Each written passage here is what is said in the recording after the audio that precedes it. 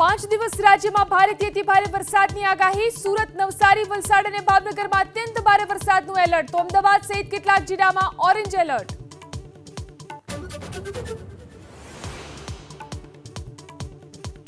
સોનગઢમાં ધોધમાર વરસાદને લઈ તાપીમાં ડોસાવાડા ડેમ ફરી ઓવરફ્લો। ડેમની જળસપાટી 406.6 ફૂટ પર પહોંચી। મીંડોળા નદી કાંઠે 10 થી વધુ ગામને એલર્ટ કરાયા। મુંબઈથી હૈદરાબાદ જઈ રહેલું હેલિકોપ્ટર મહારાષ્ટ્રના પુણેમાં ક્રેશ। પાયલટ સહિત 4 ઇજાગ્રસ્ત, એકની હાલત ગંભીર। ઘટનાનો ખોફનાક વિડીયો આવ્યો સામે।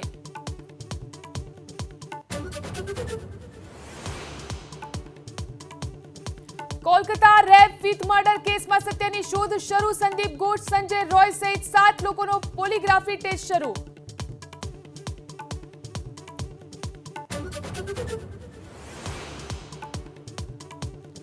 રાજસ્થાન અને મધ્યપ્રદેશમાં ભારે વરસાદ। ઉજ્જૈનમાં શિપ્રા નદી કાંઠા ઘાટ અને મંદિર જળમગ્ન। જાલોરમાં સુંધા માતા પહાડી વિસ્તારમાં જળબંબાકાર।